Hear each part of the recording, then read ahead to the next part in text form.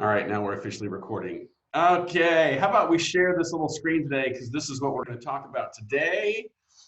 Tim, hopefully it's a happy Monday because we're talking about some relief potentially for creative firms. But I think we should give everyone a minute or two to show up because I know Marcel is running late. You and I both just hopped out of the shower. That's why my shirt is still wet. it, yeah, I think this, I don't know about you, but my weekend felt satisfying. Like it was nice. It was time to recover a little bit, get out of the chaotic nature of working from home. Just spending time almost felt normal. Yeah, it was actually really killer for me because it was warm and sunny here in Arkansas. We got to get outside and work on the yard and stuff and just do domestic things and not be all in the fray and the craziness. So it was really nice doing a little grilling and just being outdoors and being thankful for simple things. This is day number, I'm going to say 14 of get out of your sweatpants day. As some of you and I know that there are some people in Northern California that have not got out of their sweatpants in the last 14 days. So I'm guessing there are other people in the major cities dealing with the same issue. Oh, well, so it's ironic, right? This is a good transition to get into the topic today because we were just doing a call with one of our Jumpstart alumni doing a cashboard light, right, for him. And he was talking about being in his sweats. And I thought, dang it, why am I doing a live stream every day with you, Tim? That means I have to get dressed and I had to shave and make myself look presentable. This That's is exactly all backfiring. We should actually we should have a day where we turn the camera and everyone else has to be on camera with us and you and I get to hide behind the paywall or whatever. Exactly. See, even I go into gallery view and even Ethan is off camera. See, our behind the scenes man is even taking the day off. Okay, well, enough witty banter. It is 2 minutes after the half hour. So Tim, I know Marcel is on his way. He'll be joining us shortly. I think what's exciting is just this morning on our team call, we were comparing notes on some of the communications we've been receiving from whether it's law firms, CPA firms, other consultancies saying, hey, here's the net of the C.A.R.E.S Act, meaning the federal law or act that was passed last week by Congress. So for those of us here in the US, we're starting to wrap our heads around what's available from this government program. And it sounds like there's some pretty interesting things developing. So today we're gonna at least start parsing into it. But do you want to offer a healthy disclaimer and caveat before we get into this? Yeah, sure. Well, the disclaimers are pretty easy. Obviously, we're not lawyers or accountants. So we've been doing our research and calling the lawyers and accountants. That being said, my accountant, Louis, is available and he's going to join us tomorrow for this time slot. And he can talk to us through some of these items as well. So the questions that we bring up today, we can hold off some of them and leave them for tomorrow for Louis as well. So we have done our research, and then of course my light reading this weekend. I didn't read all 800 pages of this C.A.R.E.S Act, but I did get a brief of somebody that wrote like Friday night, Saturday morning, about 40 pages, and starting to wrap my head around what it really means to each of us business owners. I'll say that a lot of this seems pretty generous. There's still parts that are confusing to me, so I'm sure it's confusing to everyone.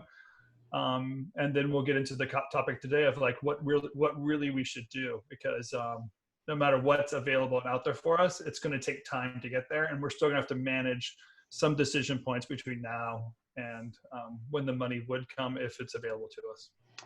And I should also just add real quickly that, Tim, you mentioned something in passing that I suddenly realized, wait a minute, we should share with everyone about what American Express is doing. I thought that was a very shareable nugget, because if you go online, if you do a lot of your credit and so forth, credit cards with American Express, and just express concern about loss of income or something, they will very readily offer you forgiveness of interest, any payment penalties, those kinds of things. So that's a very generous thing that American Express is doing. Yeah, the conversation we just had, Joel, I was telling them about the availability of probably all credit cards, but specifically Amex was one we're talking about with him. And he asked if he needed it. And in his case, he didn't. He could cash flow through the time period. He actually doesn't need to take the the 1 month payment postponement. But I told him do it anyway. What we're really trying to do right now is manage time over resources and get an understanding until we have an understanding of what the deadline is going to be for any kind of quarantine or shutdown, what the timeline is to play out some of your own cash flow. And as we know, some clients are making decisions on a day-by-day basis. You're greenlit on Thursday. You have no idea if the project's going to happen all on Friday. It's canceled on Monday. And then the following Wednesday, it's a brand new, it's the same client, new project. All of that uncertainty is what we're trying to get to the other side of. So someone like your credit cards willing to give you, and this is what I did it for a client earlier. This is what they offered. They basically, whatever your payment that is due this month, you don't have to make that payment. And there's no interest, there's no fees, there's no late payments, there's no credit card hits at all, or I'm sorry, credit hits at all on those payments. I read something further and it seemed like the way the credit score companies are going to work is any payments that you miss in the next 30 days are not going to show up on your credit score as well. So do your own research and figure out what you want to do. But right now you want to be able to get that timeline, put it out there and take advantage of it. So yeah, like Joel's showing you right now, it's just simply as easy as a chat with Amex. It's maybe 5 minutes. Yeah, I did a chat with them and you can see here, it just says during this time, we're also refunding any interest charge, waiving or refunding any late fees, waiving or refunding any return check fees, and reinstating forfeited rewards if applicable. So, I mean, just for asking, it's pretty amazing that American Express is offering this. So I'm sure this applies to several other of the big major banks that have credit card programs. So it's worth asking, right, Tim? That doesn't hurt to ask. Yeah, and Joel, here's another kind of conversation I'm having is people feel like, I guess the easiest way to say it, if people are asking, are we taking advantage of something? Like if you don't need to do it, why would you push a credit card company to do this or get a stimulus package rewards that we're going to talk about in this program? The reality is like, this is how the stimulus is rolling itself out and how it's going to work. The government is actually, or the banks are actually given some forgiveness as well in this time period, and they're passing that down onto their customers. The overall idea is the government wants the cash to keep on being exchanged between us. So they want you to keep your employees going. They want you to keep on buying and purchasing items. They want you to make sure that you have the cash you need to get through whatever resources there. And then on the other side, 5, 6, 7, 8 weeks, 10 weeks from now, they want you to have cash available to keep on conducting business. So what all of this is you might not need it now, but you need to have resources available in a few weeks getting on the other side of this to ramp up those resources again, to start paying people again, you start collecting your accounts receivable again. And all of this right now is just building up those reserves so you're capable of doing that as well. It's smart business. It's not taking advantage of something in a negative way. So Tim, just one little quick urgent update that I just received. So one of my clients had, I think, either her CPA or attorney doing some research. Because one big question that I'm sure everyone is asking, or you should be asking, is do some of these benefits for keeping people on payroll extend to subcontractors? Because a lot of studios, obviously, maybe half your labor costs are freelance. And the short answer that I've just received is yes. So obviously, we're going to run that through our fact checker and make sure that that's actually accurate. But that's obviously a huge deal for some of you out there that are running studios where you have essentially permalancers and a significant portion of your labor costs are freelance. So we'll dig into that more. But Tim, where do you want to start? Because there's 3 or 4 different sort of buckets we could go into. We could talk about what's going on at the SBA. I have a great little PDF from the Chamber of Commerce, U.S. Chamber, that I just received. But where do you want to start? Well, I kind of want to start with just the idea that this is an opportunity for all of us to look at the economic shift about ready to take place, and for each of us as business owners to think through what is necessary and possible for yourself and your business. Really, the conversation we're going to have are going to address some general questions, but we encourage you all to do your own research. I will be posting a document that I have. I just have to get permission from these folks, but I'll be posting that on the 7 Ingredients Slack channel. I'll put that in the finance channel there, and just make sure everyone knows it's available. Read through it yourself. I spent a lot of time highlighting the relevant items I thought were important to our clients. But just do your own homework, have some discernment of what you're trying to accomplish, think ahead and understand the resources that you want. And then engage your the expertise you have around you. So that would be your consultants, your CPA, your lawyers, even your bankers. So let's talk about how this is going to work. Should we start from the beginning? Yeah, I think we should maybe just start really high level and talk about real briefly, like we've talked a little bit about the purpose, like why the government and the legislators have enacted this thing. And then I think some of the major levers that small business owners are asking is, first of all, things like, are there benefits or relief that might apply to me? And what's the broad brush? Is this free money? Are these loans? Is it forgivable? Am I getting other, low interest loans? Like, what are the big sort of categories? And then we can start asking people to raise their hands, and we can ask questions and trying to get into some of the particulars as much as we may or may not be experts. But what do you think about that as a structure, Tim? Yeah, that's great. So let's just start from where people are going to get a hold of the stimulus if it's relevant to them. The way the C.A.R.E.S Act seems to be playing out is that our government is going to use the Small Business Administration to roll out those loans. An SBA loan, as they're known, are actually handed out at banks, and it's a type of loan or a qualifying loan that a bank has. And when you qualify for an SBA loan, they are able to distribute federal funds to you and cover that. They make a small percentage on top of what the federal government is charging them. And that's a fee basis or interest base. So really a local bank, your local banker is the right place to start. Many of what's happening in the stimulus package are those qualifiers. And some of the major qualifiers and shifts or grace periods that they're giving, even forgiveness that they're giving with some of the loans, is what's available to you. But it will be when you get out the loan, it will be at your local, at a branch that you're going to go to, or at your local bank you're going to work from. And you're going to be making payments back to that bank, who's going to be the person administering out that loan for you. Yeah, I was just actually putting a file in the 7 Ingredients Slack group. For those of you that have that Slack workspace open, in that finance channel, I'm actually going to upload a couple documents as we go along. Tim, one that I just received here about 30 minutes ago that's really interesting is this U.S. Chamber of Commerce info, because it's just 4 pages. So it's, for people like me that this is not their bailiwick, it's a nice compact way to answer some of the top questions for small businesses.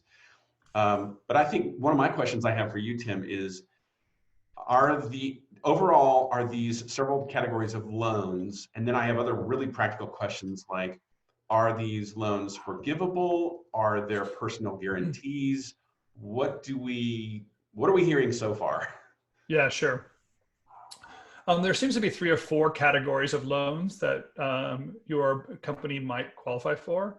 There's the first layer loan, which is really just helping you get through your payroll period. In the document I've read, that loan is available up to 2.5 times your current payroll. So you would apply for a loan, it'd be 2.5 times your current payroll. In that case, those loans are forgivable. So how that forgiveness works out, or when it's forgiven, how that payment terms will actually happen between you and your bank, I don't have any more insight of what that really is. But that first level, or the most basic rate, that's what's there. Let me just address this. Some people are wondering, therefore, should they let go of people or retain them? That's still a question you have to answer through your own cash flow. If your client just canceled, if you have a gorilla client and they canceled all of the projects with you, you actually have no future revenue to cover that payroll or that loan. So you wouldn't retain those employees. It's not, you don't have a business that's viable in keeping those employees around. So you might be able to get an adjustment to your payroll, make an adjustment to your payroll for a week or two until you know what's available through the SBA. but to retain an employee when you actually don't have a work for them to do in the long run is never really good business practice. Your own, from what I've read, your own income is also available to you within those loans, so you can cover your own payroll and business expenses related to payroll, and sick leave and sick pay time, especially if it's COVID related. Those seem to be forgivable coming up as well. Now, one little feature I saw that really got my attention, that who was it? It was in the finance channel. Oh yeah, it was shoot, not Vance. Oh, sorry, it was in the welcome channel. That Daniel Saddlemeyer from Bark. He had posted this link to the SBA government website, which is where you, if you want to find out more information, if you actually want to submit an application, we'll post that here in a second. But one thing I thought was interesting was there's this thing called the Economic Injury Disaster Loan, and the application for that, it takes about 10 minutes. And one of the details it says, Tim, is that they will be, I think they use the word advance. They will be advancing companies $10,000 in a turnaround supposedly of 3 days, which sounds insanely fast. But and then that 10,000 is, I believe, forgivable even if the application doesn't go through. So again, I have to always caveat that I haven't read all the details, but it does sound like these are some very likely sources that some of our clients and other owners out there are going to want to clearly go and read through the details, talk to your CPA or your attorney, and submit an application. Yeah, my recommendation is definitely apply for that recovery $10,000 right now. If you have a viable and running business, you could take care of that. It was a very short process to do that loan when I did it early this morning. It honestly took 10 minutes. It was some personal information, birth date, I think where you were born, whatever. Business information of like business name, EIN number of employees, gross revenue for the past 12 months. And then they even ask you on the application directly what the routing number and account number were to transfer the money. It is still right now perceived as a loan. It's the beginning of a loan process. It's an advance on the loan that you're going to be getting. And so the payment terms for that loan will be worked out in the future.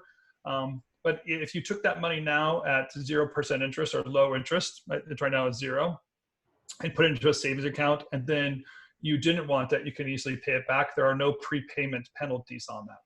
So you can move that forward. And then the key to that loan and others that are talking about are called non-recourse loans. And what that means is there are no personal guarantees, and they don't extend beyond like a bankruptcy.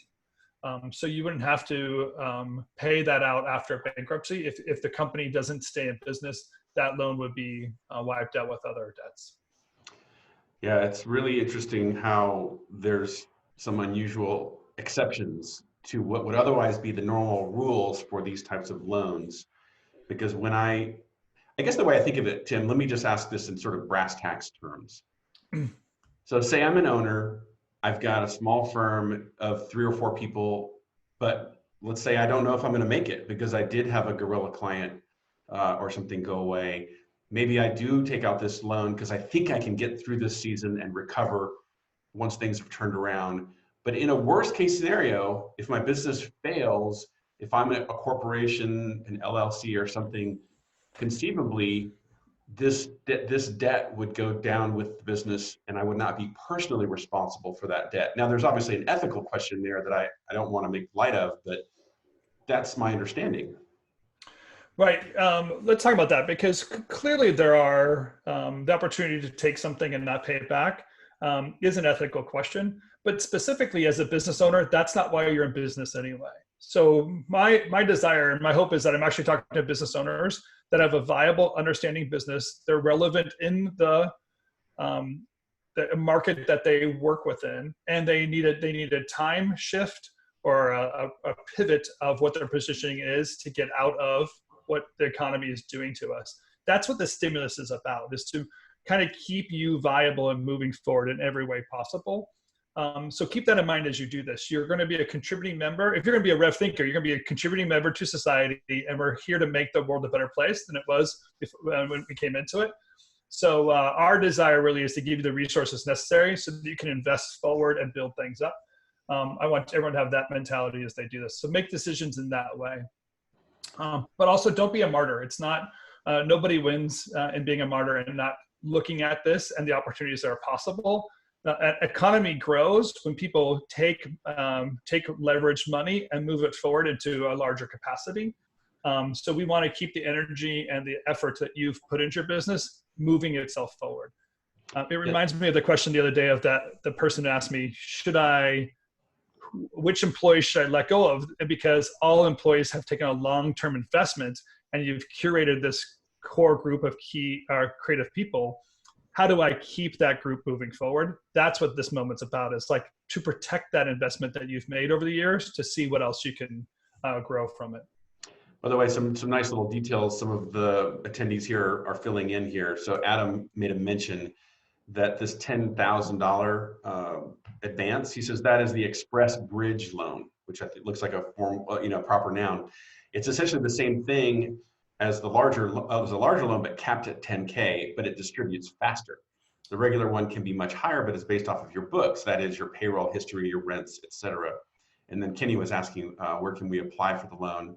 And Henry was nice enough to drop a link right there to the SBA.gov link or URL, so you can actually go check out those details yourself. So thanks for that, Henry. Ethan, can you post that link straight into the Slack, the finance Slack channel too, so people are listening to this later can get a hold of that link? Thank you. Yeah. Yeah, I think the like you said, Tim, that's it's just a good reminder that obviously we all have an ethical framework that we're going to be operating through here in terms of how we make these decisions. But I think it is a time to recognize that it's not like you shouldn't have guilt with, in a sense, like you said earlier, taking advantage. It's not like you're using the system in a way to gain advantage over others that are less fortunate. It's really the government's intention that these things are here to help you continue maintaining, being a going concern, maintaining your payroll. And so if that's essentially what you're using the proceeds for, then I think it's fair to say that you are honoring the spirit of the law. Yeah, and if you think about what the issue is that the government has in distributing out a stimulus, they have to create some distribution method. Who's going to be handing this out and what's the best way of doing it? If they paid off, if you just received your paycheck in your mailbox and it didn't go through a business, you could just collect the same money in your pay, but it's also asking people like to not be productive and not be proactive in making business decisions. When they give it to the business owners, so now we have a responsibility to help stimulate the economy. We can make decisions of growing the business, maintaining something, and we are now the distribution method to get it out to the employees and the workers. So we're part of the economy and the pipeline now for getting that information or getting those resources out there so people can keep their livelihood going.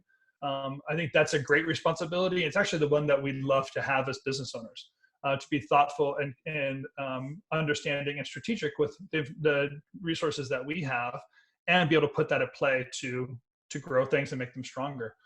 So it's a great opportunity for you to get some investment money and investment opportunity into your business. Yeah, Tim, the more I dive into this U.S. Chamber 4-page PDF, I love the brevity of it. It's really kind of dumbed down for those of us that don't like all the minutia. But I'm even looking at one of these clauses here that talks about what about sole proprietors and independent contractors and self-employed individuals.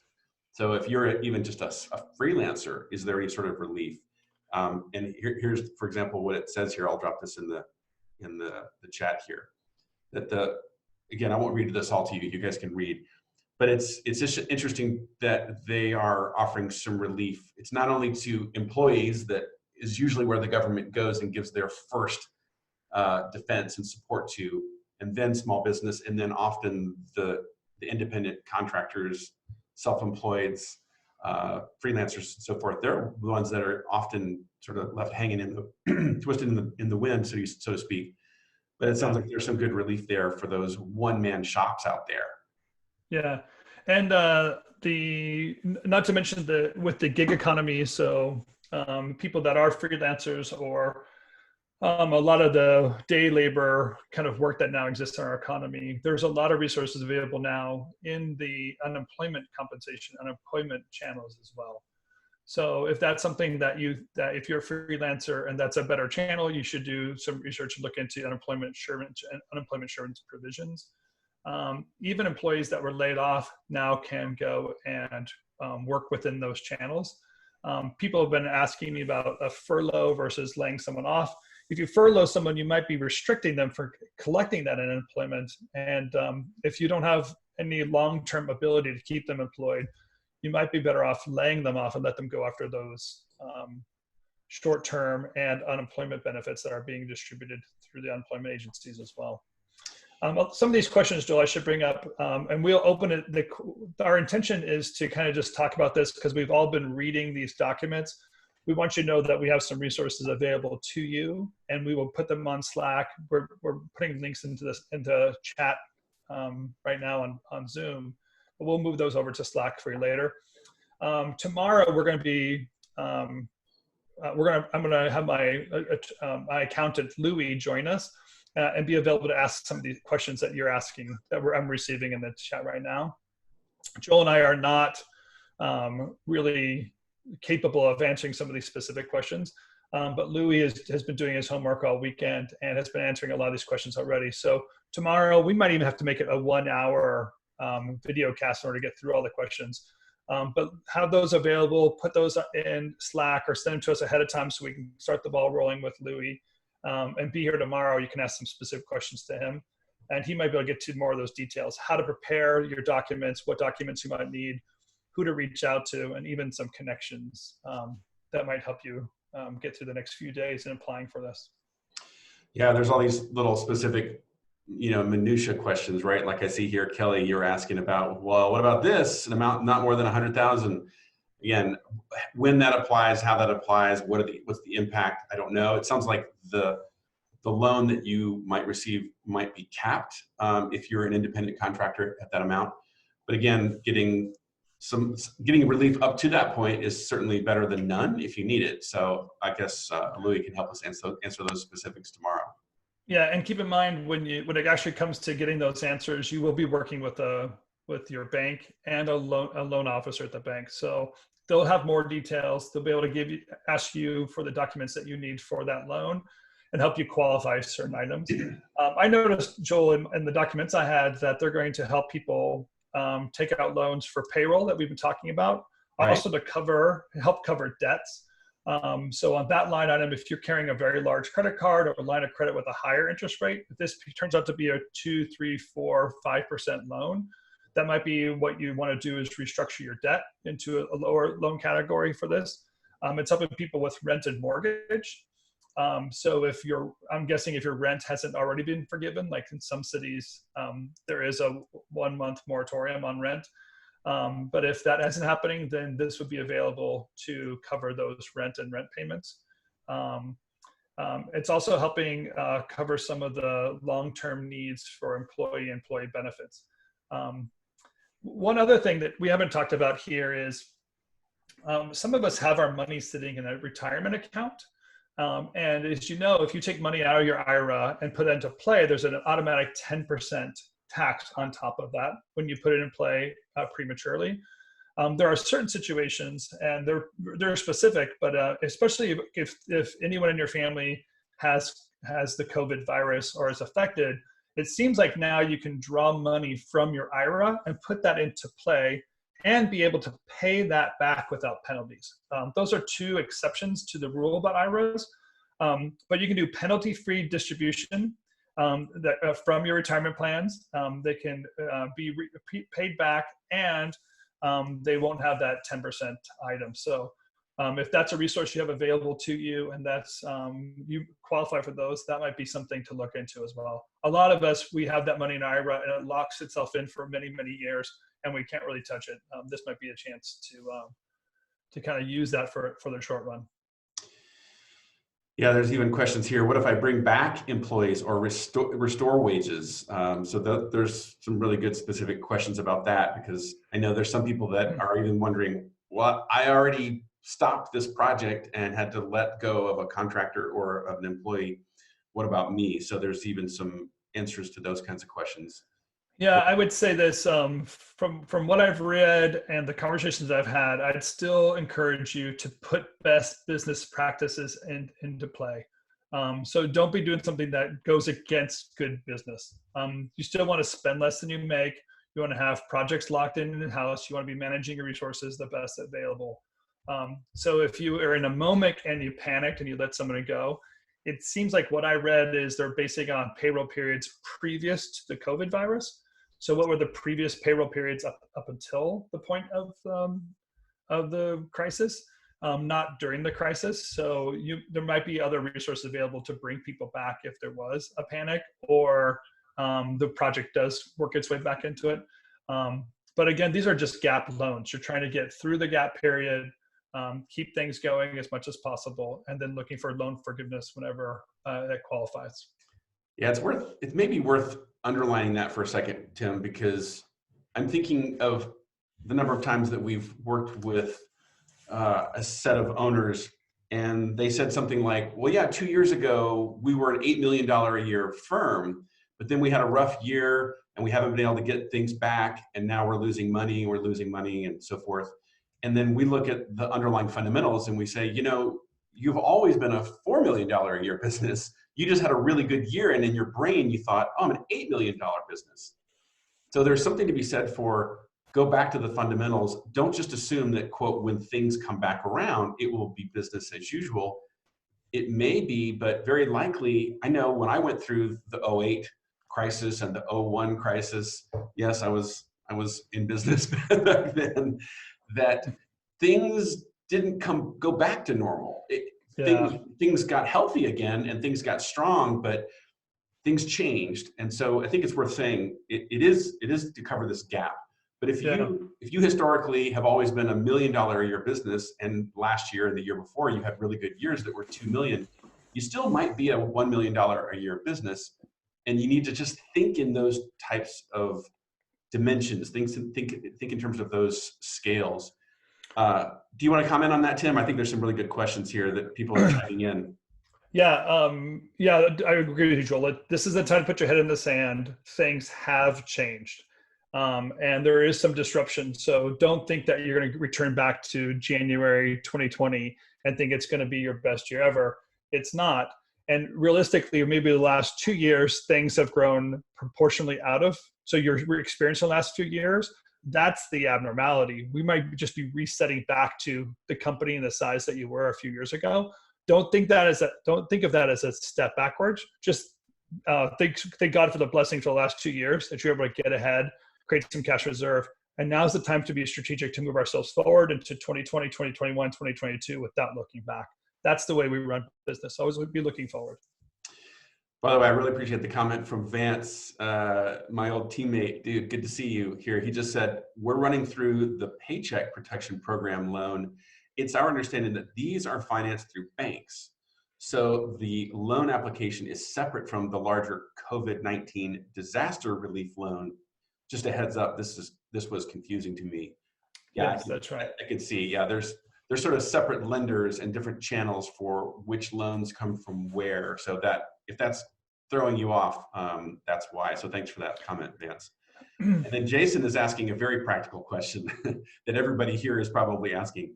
When applying for these things, do owners count as employees when they ask for a number of employees? I would say the spirit of the law would say yes, but I would also say if you're on your own payroll, then undoubtedly you would be considered an employee. What do you think, Tim? I don't know if you can hear me. You still there, Tim? Oh, maybe Tim froze on us. Okay, so am I back now? You're back now. Yeah, go ahead. Yeah, if you're part of payroll, then you're part of that clearinghouse for the payroll distributions for sure. There also, this does cover sole proprietors and self-employed. So clearly you're part of that in any case, as a business owner, S Corp. Yeah, there's definitely some protection in there for yourself and to keep your own payroll going. Yeah, go ahead. No, it's all good. I was just saying that you're welcome to Vance. But yeah, obviously I think the politicians and the government is smart enough to know that if the business owner can't survive, then the business is not going to survive either. So I would think they would be erring on the side of anything that is mission critical for the business to maintain the payroll at its current level, which would include the owners. I would think presumably that would be part of the intention behind the whole act. Yeah, exactly. Don't think of it as like profit distribution in a way. It's really a stimulus package to keep business going as usual and get you through this gap. So much we can to gap that way. Yeah. Now, this is an interesting question because Jordan Brady, what's up, mister? This might be a good one to chat about. If you want to talk about it in person, feel free to raise your hand. We can talk out loud. Be good to hear your voice. But he asked, can I file as an employee of my S Corp and as my S Corp for the SBA loan? So it's sort of, I think it's this question of, if I have multiple entities, can both entities apply for some sort of relief? That we don't know the answer to yet, but it would appear to be the answer is yes in some cases. Yeah, we can leave this one for Louis. He's going to know more specifically. I'm with you, Joel. From what I've read, think of it like this: it is a loan. So if you take out from both entities, both have an obligation. So think of it in that way. Each loan you take out has an obligation to it, and each one will have to qualify separately. So I imagine like I have an American Express personal and an American Express business. It's still an American Express, right? But specifically how that would work and strategically how that would work for growing your business, leave that one for Louis. We'll earmark that one for tomorrow. Ethan, you want to help that? And Jordan, join us tomorrow and we can get you on the phone directly with Louis at the top of the hour and ask that question. And Tim, I just noticed we're over our half hour, so we should probably sign off and invite everyone to join us tomorrow. Remind me again, Louis is he a CPA? Yeah, Louis is a CPA. He's out of Portland. He works with a few of my clients, and he's really a resource I go to often to ask any strategic questions. He's part of DeLapp, which is a nationwide CPA firm. So they're obviously gathering their own resources together and sharing them. So they have some good strategic thinking behind many business decisions. So he's the first resource I reached out to for my own needs and my client needs. And he's been great for the last couple of days. So I thought I would just share Louis with you tomorrow. We can bring him on board. And I told him he can't look like a CPA. That was my only requirement. Like he's from Portland, funny. He has to look hipster. So he said he felt lucky that at least the bar is low when he gets on camera. Well, that's awesome. Well, hey, we are 8 minutes past our allotted slot. So let's do this, everyone. Let's adjourn for today. I'm going to share my screen and just tempt everyone here with a little preview of tomorrow. I'm calling it the C.A.R.E.S Act CPA Q&A Tuesday, March 31st at the same time. So Tim, I look forward to meeting Louis and hopefully he passes the wardrobe test. Joel, before we wrap up, I just want to make a couple of quick announcements. I have been sending out multiple copies of that cash flow sheet and going that over with people. I'm going to say 100%. I'm pretty confident 100% of the time when we got into someone's cash flow, we definitely got them through this crisis one way or another. So if you feel like you're stuck or worried or wondering what to do, please do sign up for one of those half hours. I'll pull out a fresh cash board for you and we can work from scratch. I also do owe a few of you copies of the cash board. I apologize, it's taking longer, but I'm trying to be as smart as possible in keeping those documents secure. Because it's Google Sheets, I don't want it to be something where your document is possibly shared with another. So I'm just doing it one by one. I sent out a few this morning. I'll keep that going. And I'll say this, Joel, if you don't like, I kind of realized something.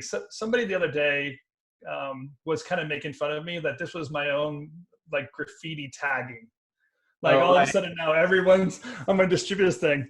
So I actually, the very front page of my cash board, I put on there how to share the document. And I'm going to ask you like, sure, help me spread the word. Help me tag more and more. I want to be the Shepherd Fairy of cash flow. So anything you could do to pay it forward and get that information out there, get that tool out there, I'd be proud to have it in your hands and whatever it means to you. I think it's a very good tool, and I made sure it's available and working for each of you. Yeah, I dubbed Tim Johnny Appleseed the other day because we're sprinkling these seeds out there. But yeah, just to reiterate, if you're an owner, you're like, man, it would be really cool to just spend 30 minutes and build a quick cash flow to look at how things are going to play out over the months ahead. Here's the link. I'll just drop it. Just grab a slot and you can chat with us. Tim is the whiz at building these things quickly. But you have to promise to pay it forward. You got to share it with others because this is how we're going to help our whole industry get through these weird times. And hey, maybe Tim will figure out how to plug in loan amounts from the SBA back to Louis, right? So we'll do that. We'll add a row. All right. Well, thanks everyone for joining today. Peace out from Arkansas. Tim from Oregon, you want to sign off? Yeah, again, congratulations to all of you. You're doing a great job out there. Thanks for keeping the energy going, the positive spirits happening, and the conversations happening with our community. We can't do without you. So do what you can out there to help others. And if we can do anything to help you, please feel free to reach out and contact either one of us. All right. Thanks, everyone. I'm going to sign off with my little screen so you remember to see us tomorrow. And until then, Tim, thanks for being part of this. And thanks, everyone, for being here. We'll see you tomorrow. Thanks, Joel.